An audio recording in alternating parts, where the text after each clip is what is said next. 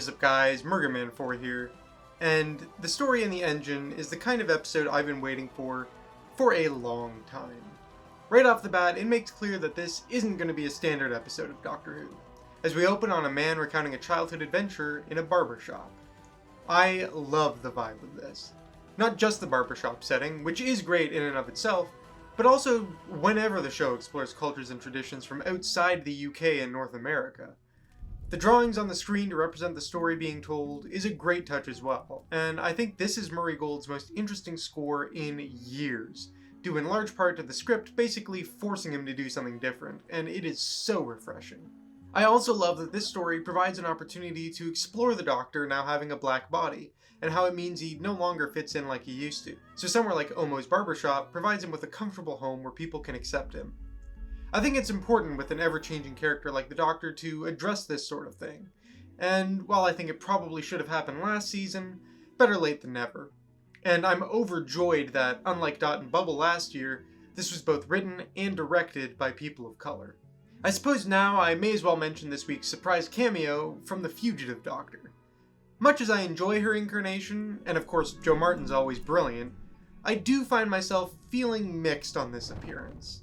I think it made sense to acknowledge her as currently the only other Black Doctor, but at the same time, this is so fleeting, it almost feels like they shouldn't have bothered. In particular, it's baffling to me that you have an episode that's about telling stories, and you bring in a previous incarnation of the Doctor who has a past with another character here, but then you don't do a flashback story showing how they met? I mean, I like the moment in and of itself, but it feels like a tease for something further that the story just doesn't deliver on. So, yeah, I really don't know how to feel about it. But maybe we're getting more later, because I do find it hard to believe that they brought Jo Martin out to Cardiff for a mere 10 seconds of screen time. Something else I wasn't a huge fan of in this story was how sidelined Belinda was. Don't get me wrong, she's got some great moments. I love her comment to the Doctor about, "You say you're not human, but that's the most human thing ever." But for the most part, she's just there. It's disappointing to see when she's already got such a short runtime, and honestly, I really don't know why she doesn't go with the Doctor to the barbershop in the first place. It's not like she's given something else to do, she just hangs around in the TARDIS until the halfway point before making her way there anyway.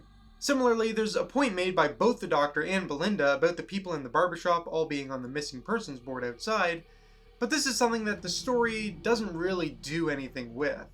There's no real build-up to it, nor do we get to see the reunions between the missing people and their families once they return, so it really feels like a thread that either should have been expanded upon or dropped entirely.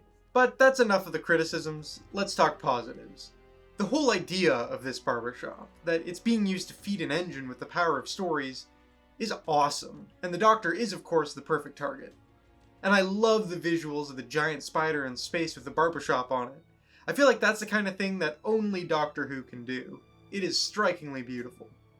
The main villain of the piece, the barber, is great too. I like the mystery with which he's introduced, and the subversion of his reveal as the Doctor laughs in his face, catching him in his lie of being all these gods because, of course, the Doctor's already met them. But his genuine identity is still fascinating in its own right. The person who initially spread the stories to keep these gods alive, someone whose effort went unacknowledged and was cast aside when he was no longer needed.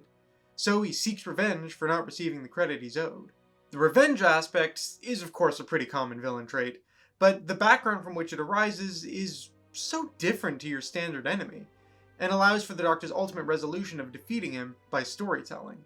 Once we get to the heart of the machine, yet another beautiful design, the Doctor feeds it with the power of his own story. I'm born, I die, I'm born. It's a brilliant summation of the Doctor, and I love how he ultimately appeals to the barber by saying he wants him to live long enough to write his own story. He'll find far more satisfaction from building himself up rather than tearing others down, and it's a beautiful commentary on the importance of storytelling to the human soul. Speaking of the importance of storytelling, I think The Story in the Engine is not only the kind of story that Doctor Who should be doing, it's what it needs to be doing. The best thing about this story is that it's from a fresh voice, a fresh style. We would never get this from RTD himself, and I don't mean that as a criticism of him, but to emphasize why it's so important that Doctor Who casts its net wide and becomes a mouthpiece for people of all histories, all cultures, all styles. It's at its best when it seeks to gather stories from all people without discrimination, and whether this particular episode works for you or not, I think that variety is essential to Doctor Who's success. Ultimately, this isn't a perfect story. The plot isn't as tight as it could be, the pacing is perhaps a little too slow, but it is full of heart, and that shines through. I wouldn't quite say that this is my favorite of the era, but it's close. So I'll be giving The Story in the Engine an 8.5 out of 10. More of this, please. But those are just my thoughts. What did you think of it? Please let me know in the comments below, and I'll see you next week as we approach the finale in the Interstellar Song Contest.